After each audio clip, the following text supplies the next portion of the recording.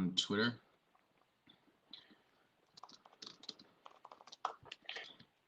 And okay, yeah, we're live. Sweet. All right, I hope people show up. I think they will. This is my first live stream in a while on YouTube. Yeah. So we can just wait for people to roll in. Yeah. I gave it a shout out on the Instagram. Wait, shit, I can't hear you.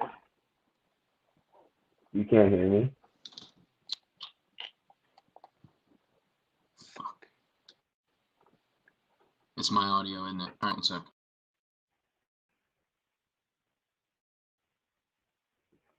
Oh, it's just me.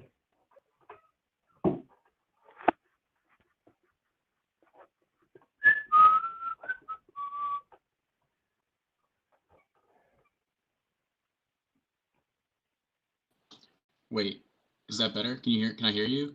Wait, can you speak quickly? I can hear you. All right, sweet. Okay, I fixed it again. I'm very proud of myself. If this doesn't work, I'm just gonna go on the terrible fucking dash cam video until further notice. Okay, regardless. So we're here, we're live. Happy to have you on. I pulled no punches, as the chat can clearly see. I think we have a splendid guest for my first video. So why don't you tell me a little bit about yourself and tell people a little bit about yourself. I don't know how you got into left-wing politics and stuff like that, because that's always interesting. All right, yeah. So my name's Eddie, Eddie Liger Smith on TikTok there, and I have a website called Midwestern Marx. We talk about Marxist theory and look at history through the lens of dialectical materialism, stuff like that. Talk about imperialism. And I got into politics when I was in high school a little bit. My dad was a teacher and a wrestling coach, and I wrestled for him. And in Wisconsin, our governor, Scott Walker, this Republican guy, famously well-connected to the Koch brothers and other right-wing oligarchs, got rid of the teachers' unions, so got rid of collective bargaining, gave them a big pay cut, had all the regular Republican rhetoric to go along with it, to do this to fix the debt, blah, blah, blah, and then gave a $4.1 billion subsidy to Foxconn, and now Wisconsin's debt is something like, it's in the billions of dollars. So even as a kid, I was like, this seems wrong. It seems like the government just kind of helps out the rich and cuts the salaries of people like teachers. So that was it was right in front of my face how corrupt everything was. And then I just went to college and started studying things with the intention of making the world a better place, which brings you to Marxism. At least it did to me. So yeah. Sweet. Okay, glad to hear. And then our next person here, our last person. I promise it's not a revolving door. I don't know why I said next. We have MJ. What's up, everybody? Can y'all hear me? The much targeted MJ. Much targeted. International man of mystery. I wouldn't say international man. The bane of techno capital. The James Bond of anti-imperialism. So you got banned from Twitch. I did get banned from Twitch. That was, I don't know. They didn't want to tell me. But yeah, I guess it happened. It's whatever. If you couldn't tell, my room is a bit of a mess because I really have just not cared recently. I've kind of given up for a bit. And so I'm just wearing whatever. I also haven't really taken care of my hair in a while. But yeah. It's just, you're chilling. It's whatever. I'm going to make a YouTube. I'll find ways around it. There you go. And I think people are helping raise back the money that Twitch extracted from you. Not because I said so. I fought against that. I know you fought against it, but the strength of the people was too powerful. Not even the strength of the people. I forgot that I made a bed with somebody, right? And they had my Cash App, and they were like, "I'll release it or you release it, your choice." Right? And I was like, "Okay, I might as well be the one to release it." If that's the case. That sounds pretty epic, though. Yeah, but thank you to everybody. I was able to donate to the Innocence Project for that, actually, and hopefully, if we can set up. Hopefully, if I can set up like a YouTube or if I can get my Twitch back, I can get it back in time for the fucking McGovern stream that I was gonna do. If not, it's whatever. I don't really care. Oh no, I guess we'll see. Any discussions you want to have on like specific political issues? Yeah, I had a couple topics, but we can take it in any direction that you've wanted. I mean, I kind of wanted to ask just general questions for people at the start, so we can get bearings. Where does everyone stand on certain things? And we can keep it on the positive end. I mean, in terms of what stuff are you seeing right now? And this is something that's never talked about on the left because it's so pessimistic as a community. And I don't blame people. But what are you seeing right now that's like positive, that really like excites you in the world? Nothing. Oh, come on. There's got to be something that you see and you're like, this is good. There's some things. Specifically leftist or social because again, I view things through two lenses and I try my best to do so. I have both a pragmatic lens and an idealistic lens. Like if we're talking about like a social democrat lens, right? Like through social democracy, like some of the works that's being done in like countries such as like Bolivia, for example, that's exciting. But also anti-imperialism as well, 100%. That's such an important step. Yeah, but then at the same time, for every good thing that you see, there's like 10 bad things. Like as much as you want to say like, wow, this is great, and then you remember China has the Belt and Road Initiative, and they're currently engaging in neo-economic imperialism in Africa. So yeah, so like for every good thing that you think of, like it's perfect. It's like awesome. It's great. Let's go, right? It's like, yeah, Bolivia, yeah, Latin America's getting better. They're getting saved. And then you turn around, just look a little bit more to the right, turn your attention to Africa, and you see massive economic projects, debt traps, one of the biggest economic expansions in a century, right?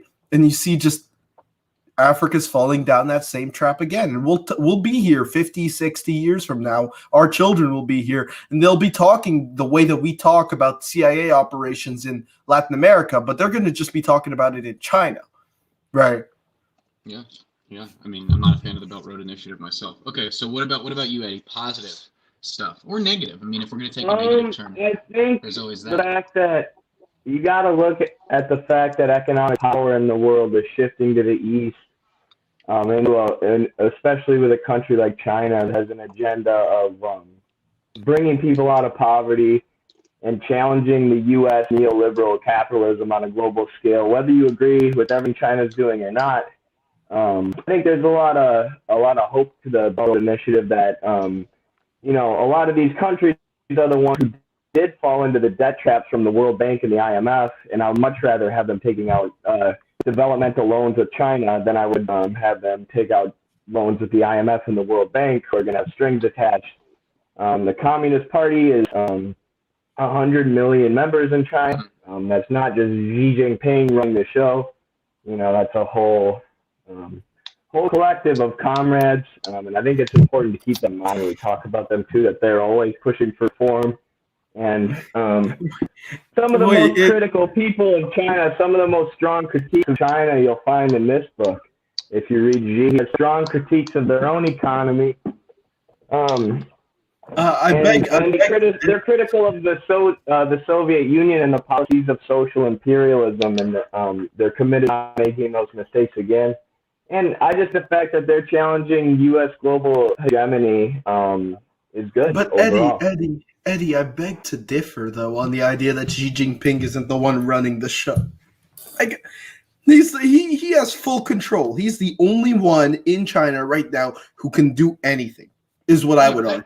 I don't think it's full control. I mean, do you think it's no? How do you see that one man has control of a country of 1.4 billion people? Oh, 100%. And he's just deciding there's a huge because here's the thing. Our definition of control is different, right? When I say control, right, I'm not saying like he can just sit there and like tell this one dude in Beijing like, oh, this is good, this is bad, right? Like that's not what I'm talking about when I say control. What I say when I'm saying control is I'm talking about this and this specifically.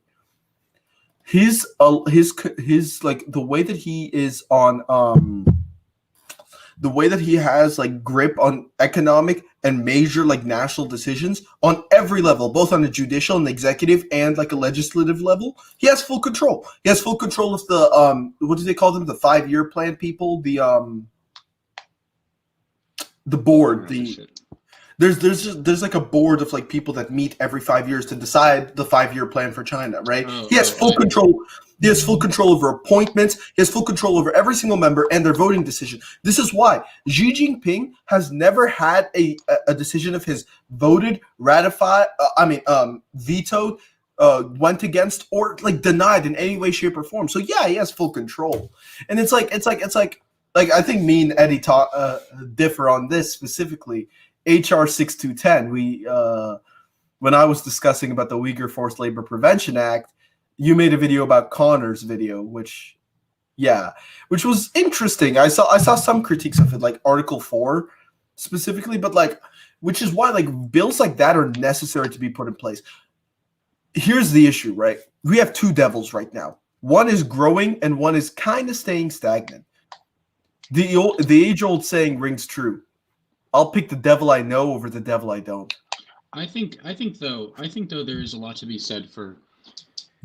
I'm not like a huge fan of China, but I think there is a lot to be said for the way that they are combating neoliberalism, which I do think is a massive enemy of people right now. They are neoliberal themselves. I don't see that. I don't think it's neoliberal at all. I think I would call them state capitalist, absolutely. Oh, state capitalist. Yeah, but I'm talking about this neoliberal privatized economic system. China is different than Thatcherism and Reaganism, which we have never fully left. And I see that as a good thing. Like if you're talking about pragmatic reform, if we want to go that route, I see that as a good thing, because that is preferable to Reagan and Thatcher. Yeah, can I respond to what MJ said? Yeah. I mean, Xi Jinping, and not just him, but all the people who work for the Chinese state-run steel industry and all these state-run industries that they have that are part of their central plan. Yeah, they have that, and the way they describe it is they say they have the invisible hand of the market that you hear about all the time in America, and then they have the visible hand, and the visible hand is supposed to guide people out of poverty. And I'm not saying China's perfect. I'm not saying we should replicate what China's doing here in the U.S. But I'm saying if you look, let me finish. If you look at every socialist country in the world, they've either crushed or they've had to turn to authoritarianism in order to stop themselves from being massacred by the U.S. or had a coup done by the CIA, or they've been trapped under an economic embargo. And the only country that's been able to combat that and bring all their people out of poverty and challenge neoliberalism on a global scale has been China. So yeah, you can make a lot of critiques of what they've been doing. And I'm not saying that's the path the U.S. should follow, but you also have to look at the force that the U.S. has been in the world post-World War II, going in and massacring civilians and doing coups any country that tries to build socialism. And China, done some, has some different tactics of getting around that. One of them was opening their border to private capital, which you can critique that, but they have brought people out of poverty. I had one more thing. Sure. Space. I'll end later. Yeah, I don't want to get too bogged down in this. I don't want to get too bogged down in this, though. I feel like we could go on for China in hours. I want to actually shift the attention to something that somebody said, which I think is perhaps most interesting for us, given that we're all living in the U.S. right now. We talk that China isn't the specific way that the U.S. should go. I think we all agree on that. Every country charts its own path to an extent, and we should not be following direct models. But what is the direction? Do you see a direction? Is there a direction for leftism in the United States? I'll let Eddie go. Can we get Eddie go first here? Because MJ went first last time. Like, what is the direction of leftism? Are we totally lost? Are we fucked? Well, no, but I think there's a lot of work that needs to be done, and we're talking about China here, which is fun, but ultimately that kind of conversation is mostly useless in the U.S. because, like you said, we have to chart our own path, and it was either Marx or Engels said socialism is going to look different wherever it pops up. Yep. And, we're seeing that with Bolivarian socialism in Latin America, and then you have like Pan-Africanist style in NAFTA. It's different everywhere it pops up.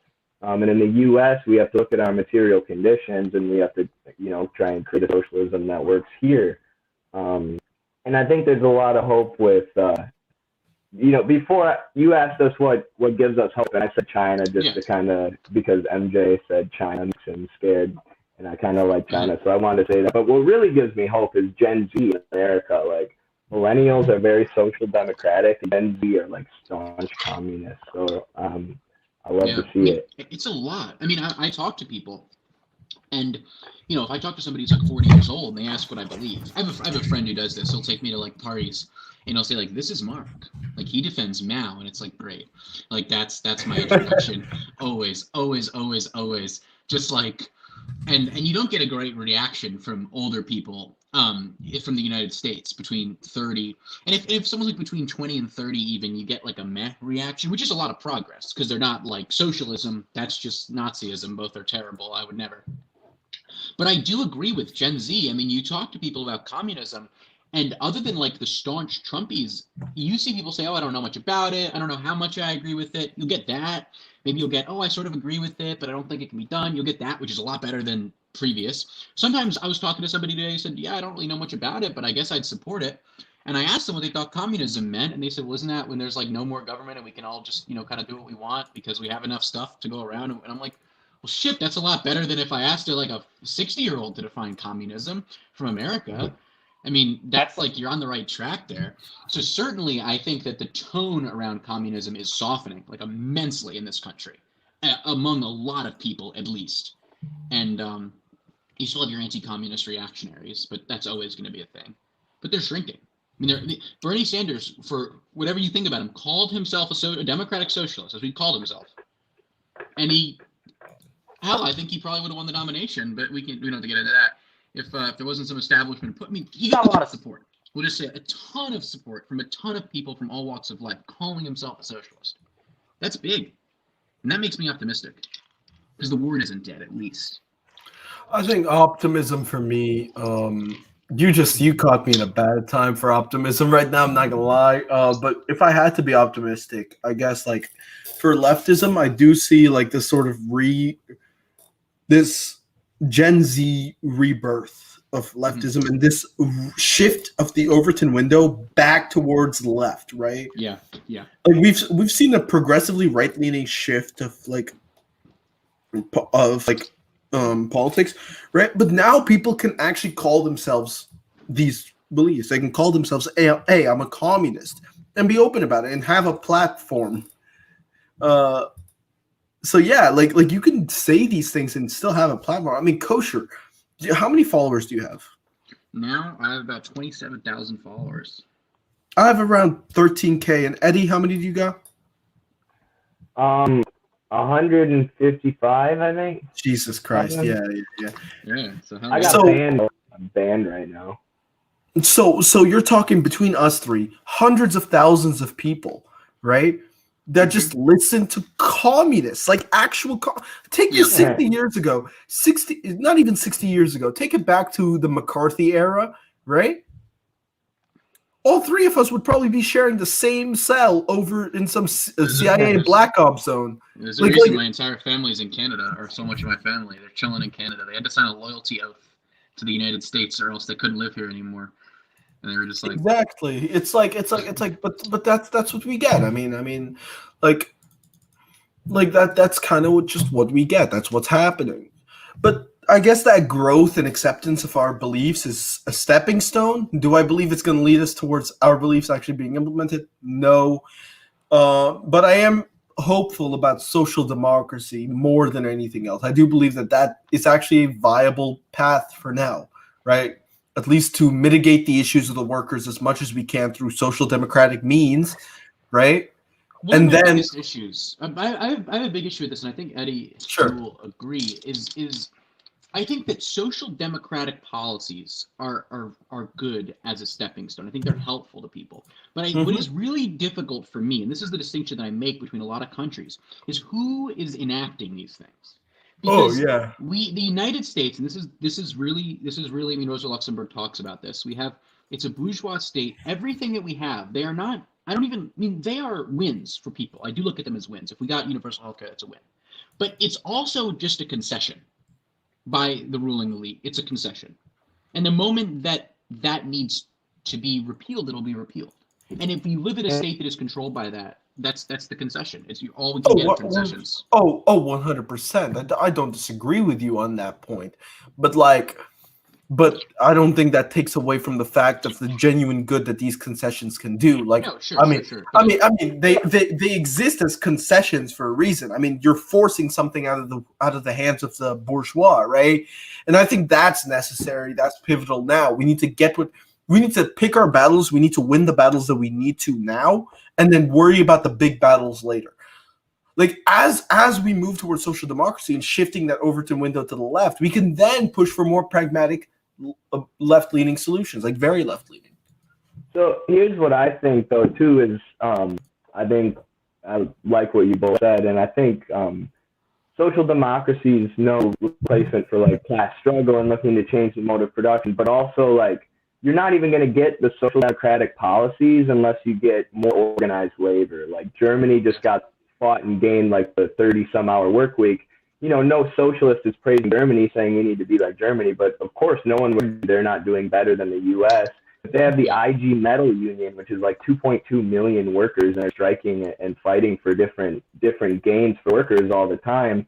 And we've totally lost, you know, organized labor. Who, you know, most unions in the U.S. vote for Trump, and it's like we don't have, you know, that ability to withhold, you know, that labor power for the capitalists and make demands from the state apparatus right now, because, you know, our labor unions have been crushed right onwards, you know. And that's one thing the left needs to do is get back to organizing industrial workers, I think. Yeah.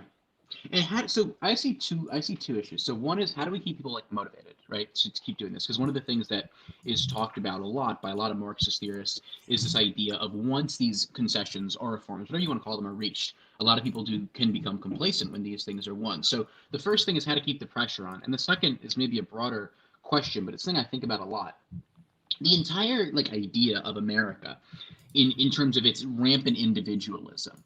I mean, there's no other country like it in that individualism, and I don't say that in a positive sense. And it's an entire philosophical world outlook that causes people to like rip their own seatbelts out of cars because of freedom. And it's this insane obsession with freedom that's not, you know, it's not actual freedom. They think it's freedom. It's permissiveness. That's all it is. I guess my two questions are, how do you think we keep the pedal to the metal with this stuff? How to keep people motivated when concessions are reached? Like if Bernie Sanders won, how would we capitalize on that even? Sure, you know, let's discuss this. But also attitude, mentality. Yeah. How do we combat that? Because it's so common here. Yeah. Well, complacency will exist, but at the same time, and this is what will naturally combat it, acceptance, right? Ideas like social democracy, when presented back in like McCarthy era, would genuinely land somebody in a mental hospital, right? Or land somebody in jail, right? Nowadays, social democracy is not only viable, but candidates like Bernie Sanders, though he isn't really like, I would argue Bernie's a little closer to social democracy, but candidates like Bernie Sanders, as you said, are openly support these policies are being enacted. And I want to ask you this then. When we told ourselves that social democracy is now the new normal, right? Then what becomes the social democracy of now? Like, think of it like this, right? The normal currently is a moderate Democrat, like say Biden, right? And the social democracy is like this revolutionary-esque message, and then the extreme revolutionaries are leftists. Right? That's what it's looking like on the left. Now, as we shift our new normal and we make our new normal to be social democracy, leftism takes the place of what social democracy used to be, right? And this sort of acceptance of leftist beliefs is enough. Like, that's all we need. I mean, our beliefs inherently resonate with the working class because they are for the working class. If the working class sees that these issues are fundamental to capitalism, they can understand and see how this works. Yeah, I think you were talking about shifting the Overton window, I think, and like Boots Riley brings this up, communist musician and film director, like when the U.S. was becoming basically a social democracy with a labor aristocracy under FDR, there was something like 1 million card-carrying communists in the U.S. So that's what they were demanding, and there were politicians like Huey Long who were like, "No, let's go to full socialism. Let's go to communism," and they're like, "We'll meet you in the middle with social democracy." But then the other thing to keep in mind is, one, there was also a huge labor movement at the time. The 40s after the war were the largest. There were more strikes in the U.S. than any other period of time. They were wildcat strikes. They were doing things that now are illegal because post-Reagan they've crushed organized labor. And then two is, you just got to keep in mind all those, all the victories that FDR won, those social democratic victories, a lot of them have now been repealed after 40 years of liberalism. But I want to talk about that too, because I see 2 points here. So firstly, how do we prevent backslide? Because a lot of policies we did have, but people like the Koch brothers have been fighting tooth and nail against them since like the 30s, because these are still concessions that some people aren't willing to make no matter what. And the second thing too is we talk a lot about like accepting leftist beliefs and moving from socialism to communism. I want to reiterate, it's a big jump. It's a really big jump in mindset, because even in social democracy, it's still you can still have an individualist mindset. It's still an individualist philosophy. Oh, 100%. And we need to, and the shift from an individualist mindset to a collective mindset is what needs to happen. And we are about as far away from collectivism in the U.S. as you can possibly get, realistically.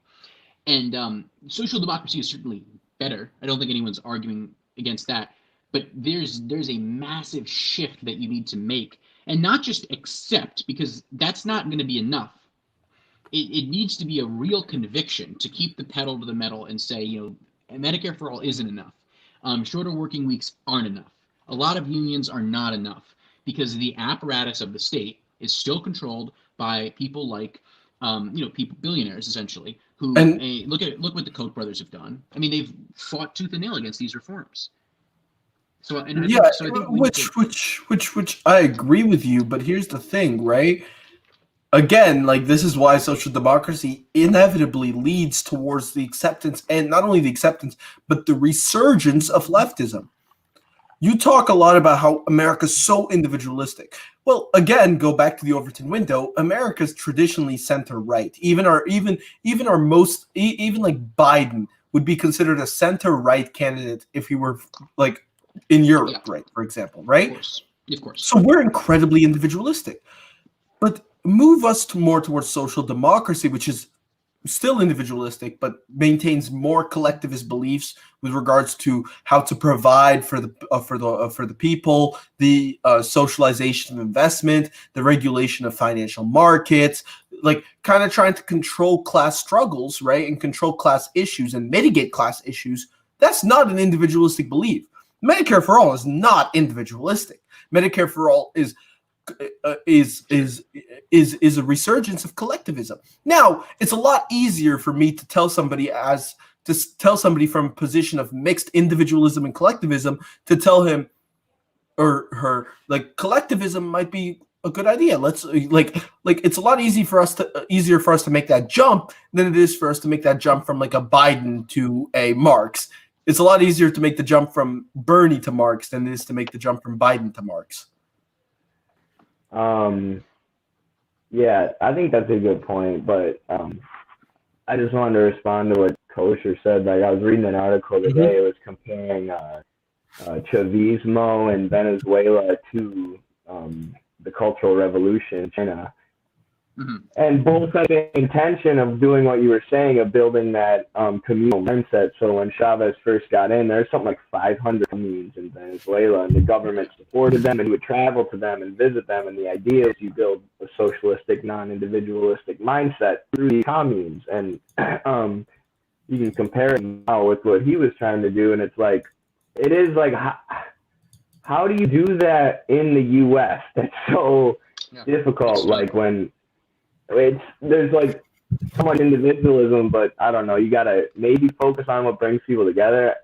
That's kind of a good answer, MJ. Like, get some stuff like Medicare for all, so people realize like there are things that we can fight for collectively as workers to help all of us, but that's not gonna be enough. That's not enough. Oh, 100%. So on that note, I want to. Oh, sorry, continue. I was gonna say, I think that's a good point. Oh yeah. Oh, wait, I'd like to add one thing. It just came to mind sure, now. Go for it. Kosher, you know how you were describing backsliding? Yeah. That's actually a way to show people that it isn't enough. Point them to the fact that we have to continue to fight for these policies. Show them that, like, for example, like Medicare for all, for example, be like, look how much we have to fight for Medicare for all. Look how much we have to fight to continue to have Medicare for all. I wonder why we'd have to fight. Maybe it's because class structures will continue to pervade themselves, and that the bourgeois class will continue to affect policy with regards to the state, with regards to state power structures, right? If you show them the fact that they continue, if you show them that they have to continue to fight for basic needs, you show them that this isn't enough, that we need something more radical. But that can only occur when you have backsliding occurring, which means you need to implement the policies first. Yeah, that's for sure. I mean, so I have a related question I was thinking about then, and I'll go Eddie, then MJ. You're elected president tomorrow. You get woken up. There's a delegation. You're the president. What's the first thing that you do? Like, you are now in office. You're a communist. You are, as we like to say in America, you're the most powerful man in the world. I know this is kind of like a flyer question, but you'd have to think about it on your first day too. So pretend that happens. What do you do? I would appoint almost exclusively labor leaders to all positions except and then I would immediately start pushing for nationalization of all major industry. Especially like fossil fuels. That would be the first step, and then the executive order legalizing pot. You wouldn't want to do the executive order legalizing pot first, so you could spark up a joint right away and celebrate when you enacted all the nationalization. Yeah, I think nationalize it, man. As much as we clown on Teddy, I think Teddy would be one of my first appointments towards like an economic position. He showed me a couple of his policies with regards to homelessness and with regards to fixing income inequality, which were incredible. And beyond this, again, I follow Eddie's paths where I would appoint like neo-Marxist and labor leaders, actually similarly to what Joe Biden's doing if you look at his economic cabinet, which is weird to say the least, which was incredibly weird to say the least. I think it's him trying to win that working class base back from Trump. Wait, he appointed Marxists? He appointed He appointed a neo-Marxist, and then literally right after her appointment was released, right? I've read some of her works. Right after her appointment was released, all of her Marxist papers were getting deleted. His economic cabinet is labor economists, which I'll take that. He appointed like 27 labor leaders, I believe, which is great. I mean, I'm no Biden fan, obviously, but that is, a good. That's the beginning. That's the beginning. It's a beginning. I've only been focused on his war cabinet, where he literally appointed someone who was a four-star general, then right away was on the board of Raytheon, and now is in line to be the head of the entire Pentagon. But of course, has not quit the job at Raytheon yet because they haven't started. So why would you have to leave your position on the board of Raytheon? There's no conflict of interest there. I like these ideas. I mean, obviously pushing for nationalization is a big thing. So so here's something. I'm going to throw this out here, totally unrelated. But one of the things that is really, really, is a big focus of mine is the climate. And I do think that the United States could take a leading role in that. If we're going to throw our weight around in something globally, it should be that, because we do have all these resources. So similar to the question I last asked, because I like those answers, got to nationalize it and legalize it. How do we combat climate change? Obviously, I think there's no doubt that a socialist society and a communist society would be more climate friendly, but that doesn't just happen organically. I don't think without also changes in mindset, without also real policy. So what do we do about the climate? What do socialists do about the climate? And how do we address it with real stuff, as opposed to just saying less consumerism, good for the climate, which is true, by the way, and that's certainly a coherent point. And I'm not mocking it. And as opposed to The Not neoliberalism the neoliberalism we have now certainly would be way better for the environment. So no one's denying that. But beyond that, what are some things that we do for the climate? What are the moves that we make? I think the best book to read on it is Facing the Anthropocene by Ian Angus, which basically lays out what is what's destroying the climate, as far as over pollution, overfishing, and of course climate change. And he talks about the concept of metabolic rift. So, the nature has all these repeating processes. I'm horrible at science. I've explained this so many times, but it's tough. Photosynthesis, right? It's like a process, and we're producing so much, we're throwing off all of nature's natural process. Usually nature regulates the amount of carbon in the air so it doesn't get too hot, but we're putting so much CO2 into the air that it's getting too hot. And his plan, he just lays out a plan in that book, Facing the Anthropocene, a plan for eco-socialism, which, the main thing you have to do, and this is why I said this would be my first thing as president, is nationalize the energy industry, the entire energy industry. Mm-hmm. And then you have to transition to renewables as you smother the fossil fuel industry, but you can't cut out like that because that's so many people's jobs. So if you nationalize the whole energy sector, you can, create a plan for transitioning these people into renewables as we smother the fossil fuels. I think that, and I also just want to add to that. Can I just add quickly and then? Oh, go ahead.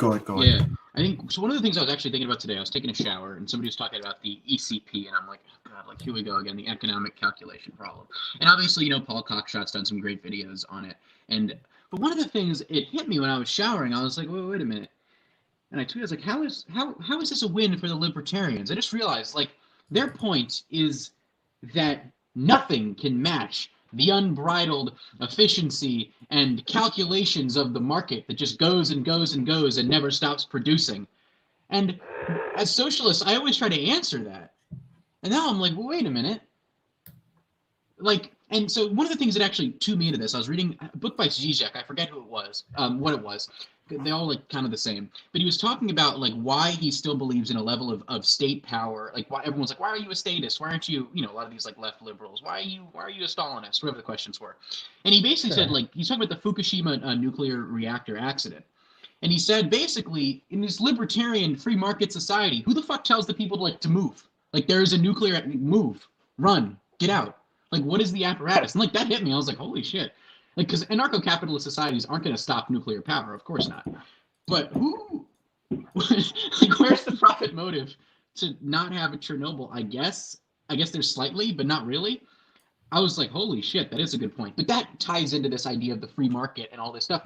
And sure, we'd be like, oh, the fossil fuel industry, the free market would produce whatever. But what you're saying is also, wait a minute, what is it producing? We need to regulate what it's producing. We need to regulate what it does. Because distributing in all these, basically what are, I was trying to think of a cool science word to sound smart, capillaries of market action across an entire body, what you actually do is lose control. I mean, of course, that's what we have now. You have no stop button. Industry just goes and goes and goes and goes. That's not a good thing. I don't know. It's just a thing that crossed my mind. Wait a minute. That's one of the good things about socialism is that we do have pragmatic plans to actually address things as they come and before they come, instead of just winging it. I think though personally, if I'm talking purely a policy decision, which again, this is my forte. Currently the U.S. spends about $670 billion subsidizing fossil fuels. If literally just letting the profit market, even though as much as I hate the profit motive, letting the profit motive just work on its own would do a lot to fix climate change. But again, what do you mean by that? Getting, as much as I hate to say this, right? Getting government out of energy, at least in the way of subsidization of oil, right, is a good way to fix it. Right now, what I would go a little bit further than just the Austrian who just sits here and tells you, hey, take out subsidies, blah, blah, blah, let deregulate nuclear. No, I tell you, take out subsidies, put those subsidies onto renewable energies, make renewable energies even cheaper, and use the issues of capitalism to try to fix these solutions slightly, right? like the fundamental problem that I have with capitalism is this idea of the profit motive. Everything has to have a profit for it to matter. If it doesn't make me $1, I could literally give less than two shits, right? Mm-hmm.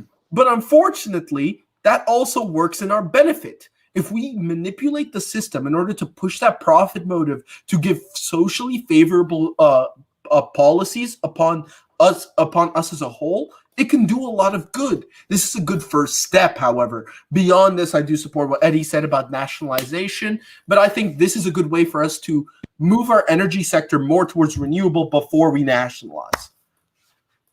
Interesting. I think it's like we would both support each other's positions. It's just a matter of what we can get. And it's like, are you going to get the state to go against the oil companies? They haven't ever in our history. And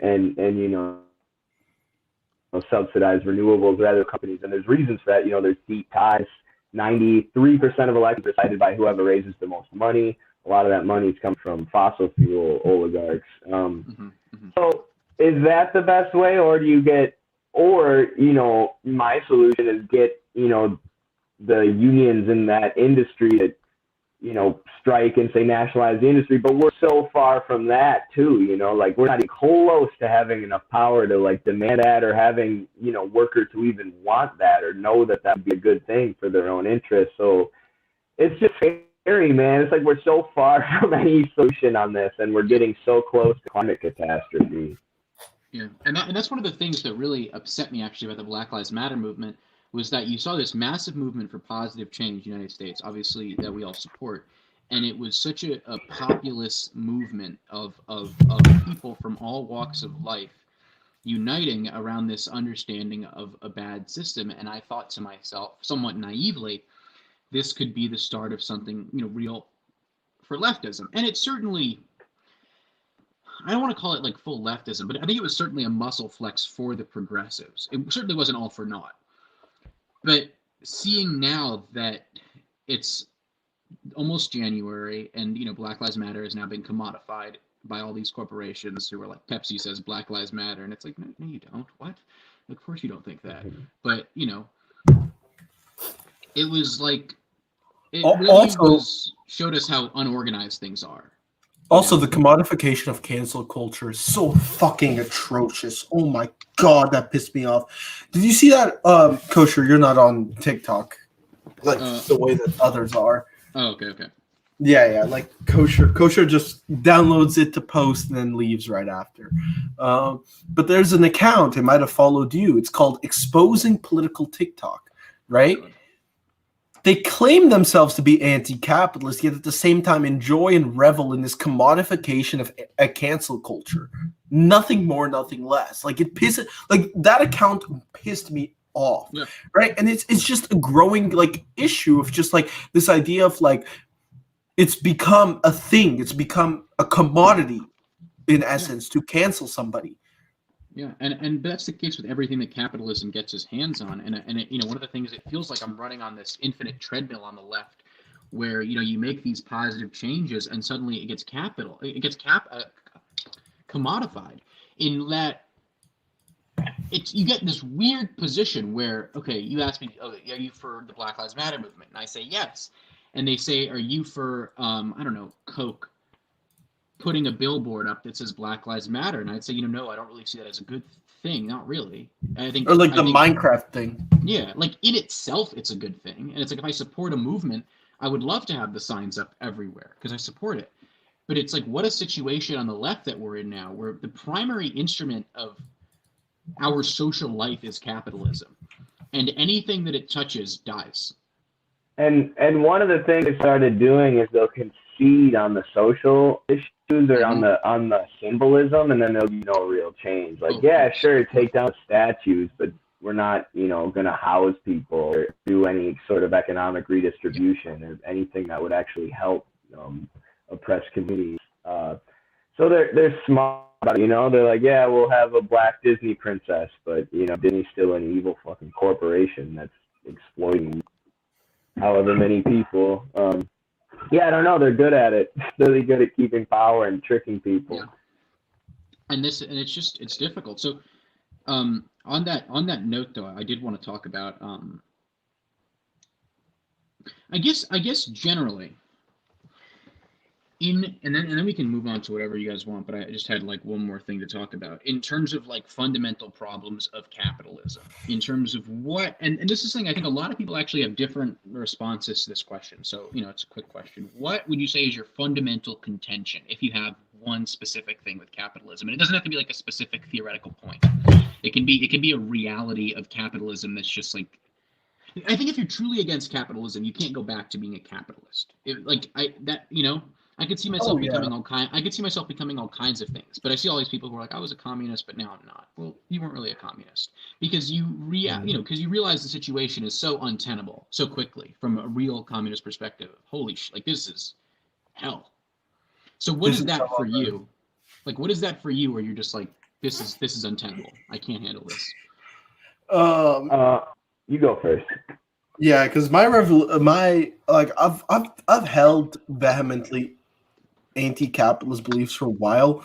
I just didn't believe it to be viable, and then I realized viability doesn't really matter.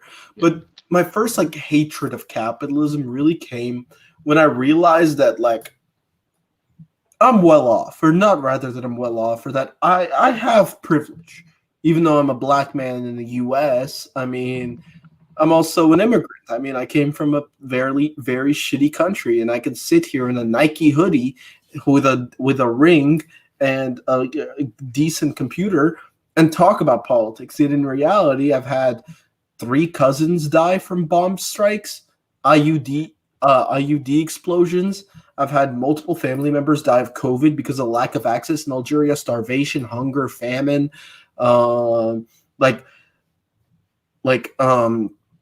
getting a little bit worse. I mean, terrorist civil wars. I've been waterboarded 3 times. It's atrocious. And I'm like, everything that's happened to Algeria, everything that's happened to my people stems from capitalism. However way you want to cut and dry it, sure. Capitalism is at fault here. It's just it's just like the terrorist civil war, for example, that stemmed only because of capitalist motives with regards to the state. And it's just once I realized that my people won't be free, and when I say my people, I mean Algerians won't be free. Did I hear him say he's been waterboarded? Yeah, 3 times. But yeah, everything that's happened to me is because of capitalism. And that's when I realized I was everything that's happened in Algeria is because of capitalism. The only way I can fix it is by getting rid of that. Yes. I think the easiest argument you can make nowadays is capitalism is a system based on endless expansion and production in a world that has limited resources that's reaching of how much we can produce. So it's the easiest argument, but ultimately what I found most compelling was similar to MJ. I studied political science, and I had a Marxist professor, and he would kind of do what Parenti does, not explicitly say he's Marxist, but talk about history in the global South, right, from a Marxist lens, and talk about class struggle and imperialism. And then ultimately it led me to this book, Imperialism by Lenin. And the best argument is one of the fundamental aspects of capitalism is the idea of free trade, right? And that's what you hear the capitalist ideologue talk about. And free trade within capitalism dialectically becomes its opposite as capitalism progresses and changes. And it transforms from free trade into monopoly capitalism. And then giant monopolies and trusts, so banks mixed up industrial capital, which Lenin calls finance capital, fight for the division of the world. And that's why you have wars. So without, getting rid of private property and without abolishing capitalism, you're not going to free the global South. Exactly what MJ was saying. The principle of free market competition is quite literally monopoly, because that's what you're competing for. And quicker people understand that, the better. I mean, you're not competing to get a small market share. Then you wouldn't compete. It's competition leading to monopoly, because that's what competition leads to. I think those are really good points, and those are fundamental points. And I would say to the people watching, you need to have those points, because somebody at some point is going to say, why are you a communist? And you can't be like, well, you got to have your go-to. Like, why are you a communist? Because it's a commitment, and people, I see a lot of people tweeting like, "Oh, revolution, not reform," and I support that. But you have to understand that's a commitment. You know what I mean? Like when you say that, you have to be able to back it up because you're asking people to go fight for you, and you got to have your points in check. Because if you don't have your points in check, then you shouldn't be asking anyone to do anything at all. Even if I agree with you, if you didn't have your points in check, people shouldn't be going to do anything. So make sure you have those points and you can convey what you believe to people quickly, because what you believe is less mainstream, more mainstream than it used to be, but still less mainstream and very misunderstood. So I like that. So yeah, I guess at this point we can open it up to just like questions that people have, if you guys are into that, because I think people come out here, they have questions, and I'd like to hear your responses to these questions, because it's always me responding to these questions. But someone had a question for you, Eddie. They said, do you take submissions for Midwestern Marks? Marcus M had that question. Yes, midwesternmarks@gmail.com. If you go on the website, we've got a submission link, I think, or a page on how to submit. And we're looking for maybe another one for our print journal. If someone has like a really good essay, we would put in there. If not, we'll put it on the website. If it's good, then we might, want to edit it first or help you edit it. Yeah. So tell us a little bit about Midwestern Marks. That actually sounds interesting, because that's that's how I got into, that's how I knew who you were originally. I think I followed you on Instagram, but then I saw that you were writing some stuff. Yeah. So tell us about that. Yeah, me and my buddy, he's a philosophy major. I mean, he's getting his master's and eventually PhD in philosophy. He's a beast. He's read like The Collective Works of Marx and Lenin almost. But we decided to start a website. We graduated after working for Bernie to push people farther left towards, and also to take philosophy and share it with Americans, revolutionary philosophy. So we started that, and then I just started TikTok to go along with it, and randomly, like, TikTok was what blew up. So yeah, but that's where Midwestern Marks is where I put all my like long form content. Got it. All right. So yeah, any people had questions above? I'm gonna read through what people have been saying. Maybe some people asked some questions. What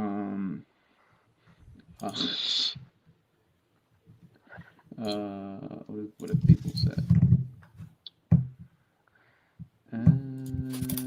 And I'll lead to complacency. Someone asked if I have a YouTube. Oh. Midwestern Marks, follow me on YouTube, please. I'm banned on TikTok. Or tweet TikTok to support. What got you back up? What got you? They said I had too many community violations, but I've only had one video taken down, and it was when I was making fun of the Republican Hype House. And then they called out Nick Foster and some kind of pro-Israel hardliners in one day, and I think both of them probably mass reported me. But now TikTok's full respond to me, so I don't even know what to do. They won't. They haven't given you like a timeline to when you're unbanned. They just kind of said. They said January 1st. Yeah. But that's just what they said originally. I'm like, hey, I didn't do anything. But I don't know. I can't get a hold of anyone. Whatever. I hate Nick Foster. Nick Foster's so annoying. I have no respect for him. I'm usually pretty nice when I respond to people, but I have no respect. He just bullies 15-year-olds. Is whatever. That's why I'm not on the stupid app. What do you think? Oh, this is a good question from Ava Kronicki. What do you think about the possibility of a second Red Scare? I don't think it's possible in the way that it's possible, in the way that it was back then, but I think it's possible in a 21st century context. And the reason that I say that is I think that I don't think people now are as literate on global issues even as they were then. And I think that whatever Red Scare is going to come is going to even be less focused on a boogeyman of communism that is made up, and kind of just an entirety of an attack on left values, non-nationalistic values. I just don't think it'll be a specific anti-communist thing. I don't think the boogeyman itself is communism specifically. I think it's a whole host of things. And they'll just call it liberalism or fascism or communism or whatever they want to call it. But it'll be a much more general, even less specified version of the Red Scare. But is it possible in some form? I think sure. I think we're still living through the first one. Yeah, and I think we're almost seeing a new Cold War with China Yeah, and Russia, exactly. who are teaming up and doing a lot in the East, without the U.S. being involved, and they're both growing as like competitors to the U.S. And Hmm. I mean, I think 95% of Americans, at least, if you ask them about China, they would have a very, very negative response. Yeah, yeah, And which is, you and can have, obviously you can have legitimate critiques of China, but like most U.S. people are just like, I don't know, communist bad, because that's being drilled into our heads through the media right now. I think that's similar to the Red Scare. And then you have with the liberal media doing the same thing with Russia. Um, yeah, it's very yeah, for sure. reminiscent of the Cold War. But that's different than the Red Scare, I guess. Yeah, but I think second Cold War is probably more appropriate for what's happening, and then the demonization will be of anything, any sentiment that is perceived of like as anti-American. I think it'll be less ideologically focused. Partially, I think because the left is less organized, and I think the boogeyman isn't as much of an organized left as it used to be. You know.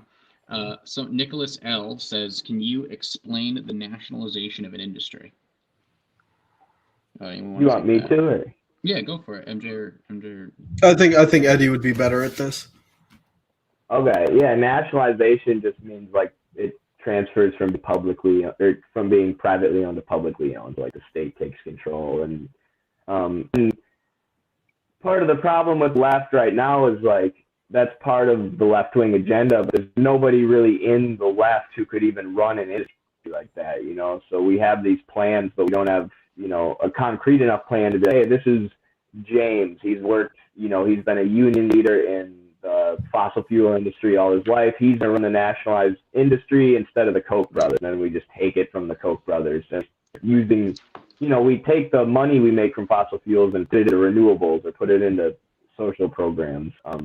Because the amount of surplus value that, I don't know how many people listening to this are Marxists, but Marxist conception, everything you produce, you can put it into three categories. You got to pay your labor, you got to pay your means of production, which is your raw materials, resources, and the upkeep of your machinery. And then the rest of the money you make, it goes to profit. And that's the fossil fuel industry. That's billions and billions and billions of dollars, and also billions that you get to use on advertising, political lobbying, propaganda. So you just take that out of their hands and you say all that surplus value is either going to the labor or it's going into this renewable industry that we're going to start here. So it's using industry for public good rather than the good of the Koch brothers or whoever else. And yeah, that covered. Okay, so Alicia probably says, "Do I think fascism is on the rise? Do you think fascism is on the rise?" I think there is a modern form of fascism that is different than the older form of fascism in a lot of ways that I don't really consider very important, but like fascists consider them important. So now they're distinctive. So I just call it like neo-fascism, but it doesn't really make it any better or any different or any less necessary to avoid by any means necessary. But I think that this modern form of fascism that is existing is the old form of fascism was collectivist in that it advocated for like class collaboration, which in itself is pretty damaging. But this form of fascism, I think, is even more ruthlessly pro-market, and they just kind of say, "Oh, the elites control things," but they don't ever like say anything about that, and they just kind of let that happen. So yeah, I just call it neo-fascism, but It's doesn't mean corporatism. It's yeah. it's a combination of corporatism and ethno-nationalism on the highest level, and that's grown. Like the idea of both corporatism and ethno-nationalism have both grown. Like those are both beliefs that are now, I wouldn't say mainstream accepted, but they're definitely becoming more and more accepted. I mean, if you look at Europe, for example, the rise of like the neo Nazis and Austria, the current Polish leader, the election of Viktor Orban to Hungary. All of these countries show that Nazism and Nazism is on the rise just as fast, if not faster than leftism is. Yeah. So a key point that leftists have to do is be ready to combat Nazism. Otherwise, you're doing nothing. And one of the important things also to remember when we talk about fascism in Europe and what's happening is that they are going to try to use the same tactics that we do. They're going to try to appeal to workers in the way that we do. And it's important to expose them. It's why it's important to expose them for the obvious flaws. Tell people why class collaboration is not a good idea. Tell people why rampant nationalism will not fix their problems. Because you don't win a vote. You don't, even if the fascists obviously work for the bourgeoisie. No one's denying that. But you don't win an election from their votes alone. So they have to manipulate a lot of working people, and we have to sound the alarm about that. That's a really good analysis, Dave. And yeah, it's like fascism's always been the same thing, where it's it's about class collaboration, and my own everyone has their own definition of fascism basically, but mine is it's a misdiagnosis of who the enemy is. It's, hey, don't look at the capitalists, look at A, Y, or B, and like we're talking about in with socialism develops different in every country, as does fascism. So yes, it's a very leftists love to call everybody a fascist, but if you look at Kai clips, that's an actual really good example of an American style fascist, like a social policy, like, and I kind of support UBI, but he's like, I support workers and the family, but not class struggle, and we'll just throw you $1,000. And then I also hate immigrants, and I believe in American nationalism. It should be a strong nation. And it's like, well, a strong nation for who? For colonized indigenous people? For black people who we brought over here? Or are you talking about a strong nation for white people? It's kind of hidden language and the weird rhetoric towards workers. And then in America, it's always anti-immigrant. And that's also how it's occurring in Europe is as a reaction to immigration. Of course, and a lot of that immigration is caused by imperialism too. Forcing people to leave their country. Yeah, it's an important thing to keep an eye out for. One of the things I was listening to a cool guy, I'm sure you know Paul Morin on YouTube. He does great stuff. One of the better Marxist YouTubers. And he said that what fascists will also do is they will take non-controversial issues and take hardline stances on them, and then pretend that everyone else who doesn't agree with them supports those things. So what the biggest thing they'll do now is they save the children, anti-pedophilia, and they'll hold these movements where we're anti-sex trafficking. And it's all fascist there. They'll have sex trafficking anti-sex trafficking fundraiser. And that in itself is harmless. If I just said, there's an anti-sex trafficking fundraiser, of course we don't want to take part, because nobody supports that, and nobody supports pedophilia, nobody supports any of these things. But of course what they're really doing is they are creating unfalsifiable positions that nobody's going to disagree with, and then uniting people around those positions. Hey, working people, you don't like pedophilia, do you? Well, that's a way to draw a crowd. Nobody likes pedophilia. Nobody wants that. And they take these positions instead of a Marxist who has to say, we want this specific, this is class, this is economic policy and all that stuff. It's a lot easier to just say pedophilia bad than to throw state and revolution at somebody, unfortunately.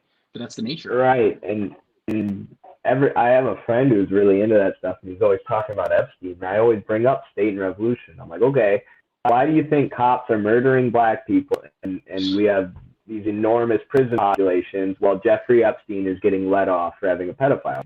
Because the state is a tool of the owning class. Jeffrey Epstein's a big Wall Street guy. He's what you call a capitalist, the bourgeoisie. They own the state. The state means armed bodies, the prisons, the cops. And until workers control the state, that's going to, Epstein's going to get let off, and there's going to be people in jail for trumped up charges or for nonviolent drug offenses or whatever else, because the state is always going to be a tool at capital. And that's the theory behind it. And fascism is always just maybe slightly addressing the problems that exist in society, but with no theoretical basis for it, and then no plan to fix it. Look at all these elites. I do apologize, but I do have to leave real quick. This has been a great discussion, though. It's been a great hour discussion that we've had so far. Also, to everybody in chat, Kosher and Eddie are really smart people. I haven't really talked to Eddie much. Listen to what they got to say. Unless they're talking about China. If they're talking about China, they're completely wrong. And literally, if they're talking about China, just assume the opposite. But other than that, they're right. All right. See you, dude. Thank you to all the folks that are All here. right. See ya. Have a great day. Thanks, very nice to meet you. All right. So we can go for however much longer you want. We can answer a couple more questions, then wrap it up if that's cool with you. Sure. Yeah, that works. All right. Cool. So someone asked, I don't know this stuff. Oh, this is actually a good question. Do we have a skewed narrative of leftism through my early years of school? Yeah, this could be the last question we take because this is a good question. A skewed narrative of leftism throughout my early years of school and because of the curriculum, and if so, how did you leave that mindset? For me, it was when what really did it. Well, I read Black Shirts and Reds by Parenti, which is a great book. Who gave you that? Your professor gave you that? So I went into my professor who got his PhD in Beijing, I think. I don't know. I know he got it in China. He studied in China for like a year, studied Marxism, and wrote his dissertation on like the Chinese Communist Party. And I met him, and he wouldn't he wouldn't say tanky stuff openly, but he would like point us in the direction of Parenti and stuff. So he pointed me to another student who showed me Parenti. And then once I decided to write my thesis on Venezuela, I would go to the academic sources and read books about Venezuela and figure out what was going on, and then look at the U.S. mainstream media. I'm like, it's not even, in the way the U.S. media is portraying it is so far from reality. It actually blew my mind, and like everything I know is a lie. You literally cannot trust the media at all. It is nonsensical, and sources like the New York Times, the Washington Post, AP, NPR, places that middle-class Americans or average Americans think they can trust, that are just like pure nonsense when it comes to foreign policy, at least. So that's what like broke down all the myths in my mind. But everyone should read Black Shirts at some point. Yeah, I mean, probably the first thing I read was State and Revolution. I've been like an anarchist for about a year and a half or 2 years, but I wasn't ever like reading theory. Yeah, I just call myself an anarchist because, who likes the government, man? And that was like, I wasn't actually like caring. If you just asked me, I would have just said I'm an anarchist. But, I wouldn't have known who like Proudhon or Bakunin was. I didn't know it from a theoretical standpoint. And then, I guess I just kind of decided to get more into politics for whatever reason. It was, I don't know. And then I picked up State and Revolution, and I was like, damn, like this is so true. And it was like from the beginning, the stuff that he was saying, it was so crystal clear. And then I read Black Shirts and Reds, as you did. And those are the first 2 books I read. And then from there, it was like, it really opened my eyes. Like, holy shit. Because like, the fascists in Italy never went away. Like, we never got rid of them. One of the big things too, when people say, like, oh, Stalin, I'm not like a big Stalin fan. They're like, oh, Stalin killed like this many people after the war. And I was like, wait a minute, like people after the war? You mean war prisoners after the war? You mean he killed Nazis? Like, you mean he killed Nazis? Like, is that what you're? Okay, good. Like, good, yeah. Right. I support that. And I was thinking Gulags are bad, and I condemn them, but I don't. It makes me happy to know that Nazis died in a work camp. And last thing I'll say, I was thinking about this old like cartoon I had watched a long time ago, and it said like Stalin was such a bad guy because he used to watch the soldiers, the quote enemy soldiers freeze to death, and that made him evil. And it's like when you realize, like, wait, the enemy of communism. They always talk about how badly communists treat their enemies. I mean, usually it's a fucking lie, but when it's not, it's like the enemies are. Like, it was a Nazi though who froze to death, and that is cool and fun. Like I also would laugh if a Nazi was freezing. Like that doesn't make me a bad person. And it's like, and then the moment that you realize historically, holy shit, like it's always the Reds, the communists, standing in the way of real fascism.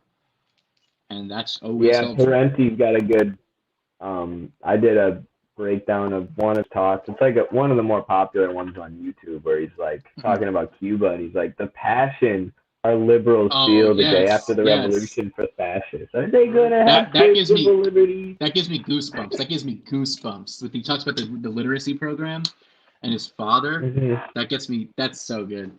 Yeah. Yeah, and people in America. Oh, sorry, you were talking about. No, I wasn't. I was just putting in. People should watch Michael Parenti in the chat so they know how to spell the name and whatnot. Especially that video you were talking about with his dad and what it means to read. Yeah. That's one of the best. Shoot, what was I gonna say? We were talking about Parenti, existing socialism. Oh yeah, yeah, and people in the U.S. will be like, oh, let's guillotine Bezos, let's eat the rich. But then when anyone actually ate the rich in history, they just know it's a total failure. Don't pay any attention to that. Even people on the left. And it's like folks like Henry Kissinger, like, if you think about the sort of fascists today, John Bolton, Mike Pompeo, like, I don't care if people rot in a jail cell for the rest of their lives. In fact, I want them to. They are murderous war criminals responsible for Kissinger especially, insane amounts of death and destruction. Yeah, and like when you realize that, Kissinger especially, I read there's a part in Black Shirts and Reds where he starts like listing the death toll, and it was written in '94, I believe. This is before Bush went into all these, it was before the war on terror, really. And he was listing all these death tolls, Parenti was, from what our imperialism has done. And it was just like stuff I had never heard of. He's like 1.5 million people had gotten killed in Angola. And I was like, what? But yeah, we're going there killing communists. And it was like 1.5 million. 1.5 million. I had probably heard the word Angola in school, like twice in high school. And because we all know about Iraq and stuff, but we don't know about that stuff. You don't know that 3 million North Koreans were killed in 3 years. I mean, the Korean War, anytime I do a piece of content talking about it, it blows up. And I figured out it's because nobody knows it happened. They don't know. Like, it gets glossed over, and they maybe talk about Vietnam, but not Korea. Yeah, nobody. But it was, 3 million people in 3 years, no matter what way you slice it. And it's like, not to like, and if you say anything about it, people say, oh, you think North Korea is a paradise? Like, you think North Korea is the best country in the world? You think, and it's like, whoa, like, no, absolutely not. Like, I'm not out here saying, like, they did it. Like, that is utopia. Like, number one, perfect country. Like, nobody's saying that. I hope. But you can't even talk about that.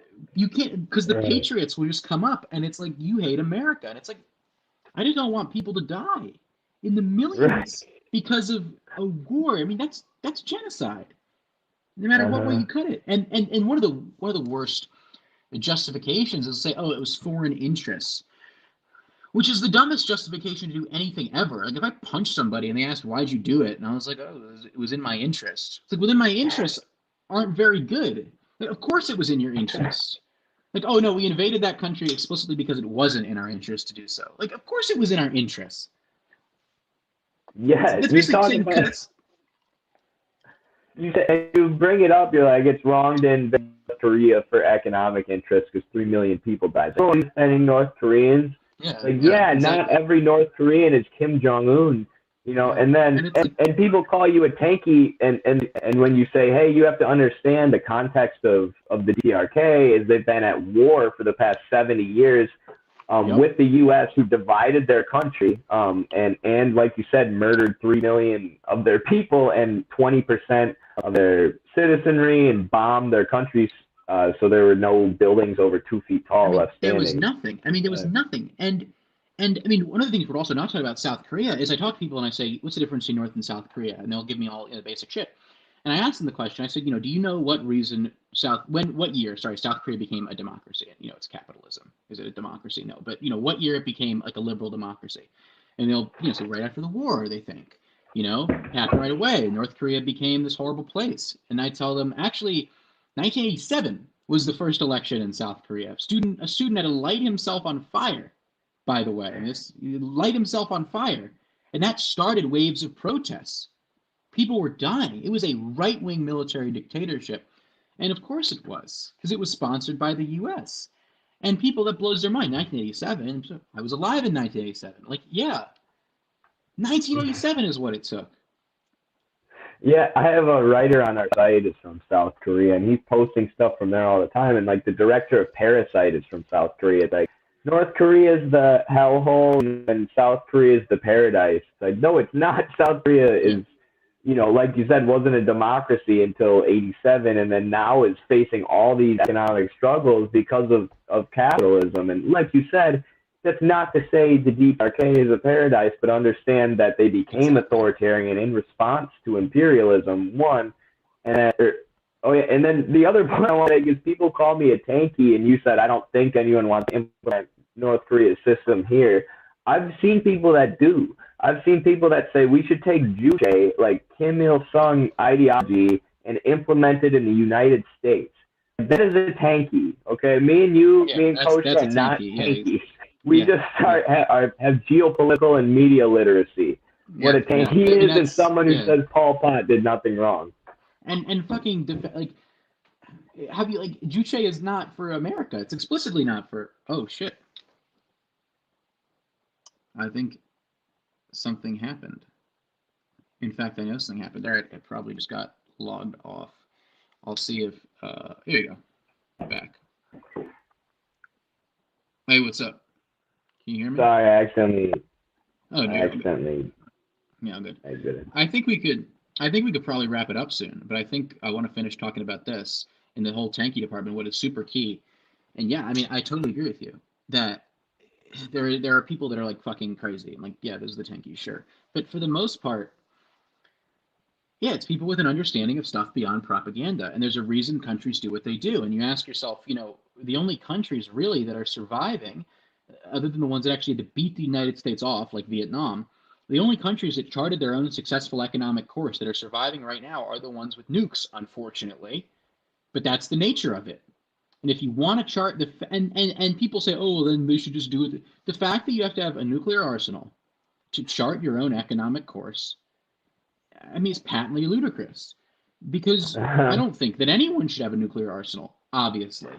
But if you ask me, would you dearm North Korea today? I would say no.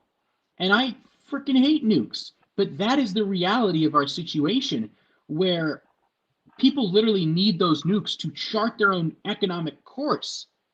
That's insane. And you had Bolton told Kim Jong-un, give up your nukes, and we're going to follow the Leah path with your country. That's what he said. And we know Gaddafi gave up his nukes, and then the U.S. did an intervention, and he got stabbed in the butt with a bayonet and killed, and now there's an open-air slave market in Libya. It's like, why? There's John Bolton and people like that would just say it out loud, like, give up your nukes so we can kill you. And it's like, well, of course, now people in Iran want nukes. The U.S. won't leave them alone. And you look at the CIA people talk. Like, if you ever looked at them talking, they're so open. They're so evil. It's never clandestine. Not really. I mean, they're like, oh, we did a little bit of killing. We invaded some countries, and then both laugh. And it's like, holy shit. I mean, even Obama, I showed him the clip of, oh, we tortured some people. People think it's edited. No, he authorized torture because he's sick. Because they're all sick. And this is the thing too, is if you want to like boil it down to pragmatic policy, because there's no, if I became president, I wouldn't just be like Marxism, Leninism now. Obviously, it's more complicated than that. So if we want pragmatic policy, the fact that I am a radical in this country, defined as a radical, because my pragmatic policy are Medicare for all, ending homelessness, people deserve healthy food and water and access to school and resources for all. That's pretty much it. I want to withdraw all the troops from abroad. I want to defund these authoritarian measures like police and military and invest in communities. That's really it. And I'm considered a radical.